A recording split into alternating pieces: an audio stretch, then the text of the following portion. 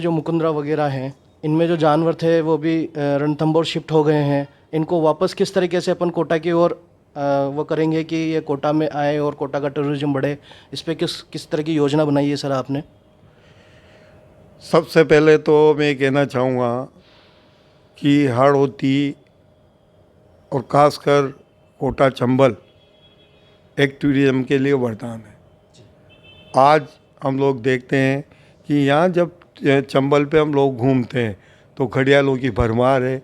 मैं स्वयं जब गरड़िया महादेव चंबल गार्डन से गरड़िया महादेव गया तो वह अगर कहीं विदेशों में ऐसा सीन हो तो उसको क्या से क्या बना दिया जाए लेकिन हम इस चीज़ में कमी महसूस कर रहे हैं कि हम उसको क्यों नहीं आगे बढ़ा पाए। साथ ही हम लोग ये माने कि मुकंदरा दर्रा का अभ्यारण्य, कोटा डैम का अभ्यारण्य, ये इतने बड़े वन भूमियाँ हैं जहाँ पे कई तरह के आज भी कई तरह के जानवर है। एक बहुत ही अच्छी सेंचुरी के रूप में हम ये मान के चलते हैं कि रणथंभौर से आगे नहीं तो हम रणथंभौर के बराबर खड़े हैं। आज हमारा मुकंदरा का जो अभ्यारण्य है वो इतनी खूबसूरती लेके बैठा हुआ है, लेकिन कमी है। आज भी कल हम कलेक्टर साहब के साथ मीटिंग में हमने ये बात करी कि इस अभ्यारण्य को सारे मार्ग क्यों नहीं खोले जा रहे, इसको और आकर्षक क्यों नहीं बनाया जा रहा, इसका क्यों नहीं प्रचार प्रसार किया जा रहा, इसमें शेर होल्ड क्यों नहीं लाए जा रहे, जानवर क्यों नहीं लाए जा रहे। तो ये एक सोचनीय विषय है। आज ही कलेक्टर साहब ने हमसे कहा, बहुत वो भी इस बात को लेकर चिंतित थे कि यहाँ पे पर्यटकों के लिए होटल वाइज जिप्सियाँ चालू की जाए, वहाँ जाने के साधन उपलब्ध किए जाए। पर्यटक वहाँ जाते हैं तो उनको जो अच्छी चीज़ें देखने के साथ साथ सुविधाएं भी वहाँ पे मिले। तो इस तरह की बात चल रही है जिस दिशा में शीघ्र ही हम लोग आगे बढ़ रहे हैं। इस ऐसे ही बूंदी का जो रामगढ़ अभ्यारण्य है वो एक बेहतरीन अभ्यारण्य। आज बूंदी का जो हम रामेश्वर का जो झरना देखें, वहाँ के किले देखें, फूल सागर का वो देखें, भित्ति चित्र देखें, तो वह एक खूबसूरत जगह है।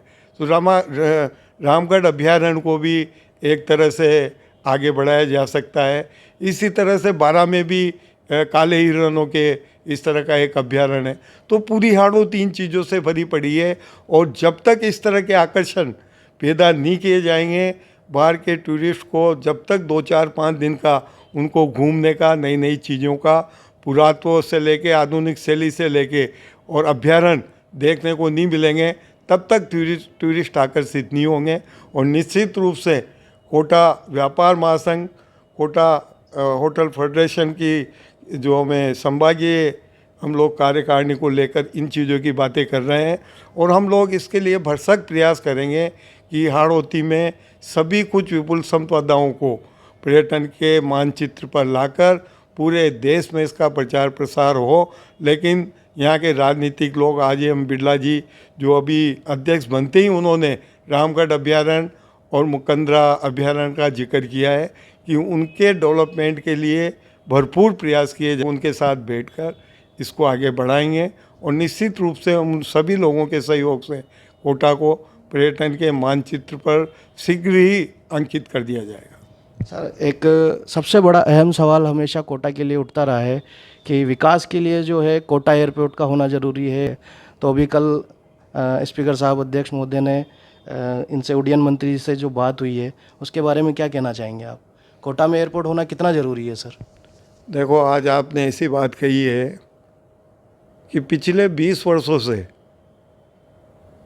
कोटा का जन जन की एक आवाज़ है जिसको आगे बढ़ाने में यहाँ के इंडस्ट्रीज एसोसिएशन में कोटा व्यापार महासंघ के भी 22 साल से एक जिम्मेदार पद पे बैठा हुआ हूँ और हमने बहुत संघर्ष किया है।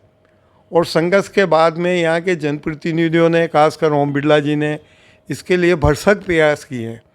लेकिन जब हमारी उनसे बात होती थी, कई ऐसी फॉर्मलिटियाँ, कई ऐसे प्रावधान, कई ऐसी एनओसियाँ, कई सरकारी फॉर्मलिटी इतनी बड़ी होती है कि उसमें निश्चित रूप से टाइम लग जाता है। लेकिन आज मुझे ये कहते हुए हर्ष हो रहा है कि हम बिल्कुल आखिरी पायदान पर एयरपोर्ट की स्थापना पर आ चुके हैं। निश्चित रूप से एक और हमारे लिए गर्व की बात है कि हमारे जनप्रतिनिधि, सांसद केंद्र सरकार के ऐसे महत्वपूर्ण पद पर बैठे हैं जहाँ पर बैठकर और वह जो भी खामियां और जो भी कमियां इसमें नज़र आएगी उसको दूर करवाकर शीघ्र ही 6 महीने के अंदर कोटा में हवाई अड्डे की स्थापना का कार्य शुरू हो जाएगा। और निश्चित रूप से हम आश्वस्त हैं क्योंकि उन्होंने जिस ढंग से पिछले 2 सालों में प्रयास किए तो इसको असली जामा पहना दिया गया है। अब इसका शिलान्यास और इसका काम शुरू करने की बाजी है क्योंकि हवाई सेवा एक ऐसी चीज़ है, किसी भी शहर के विकास के लिए इससे इंडस्ट्री जाएगी, पर्यटन को बढ़ावा मिलेगा, कोचिंग और शिक्षा नगरी में भी ग्रोथ मिलेगी, साथ ही बाहर के बड़े निवेश कोटा शहर में आएंगे। ये एक बहुत ही हमारे लिए अहम एक कोटा की मान शान का मैटर है और निश्चित ही कोटा का जन जन की आवाज़ है जो पूरी होने जा रही है। Federation of Rajasthan Kota division के संभागीय अध्यक्ष चुनने के लिए आपको एक बार फिर बहुत बहुत बधाई, धन्यवाद।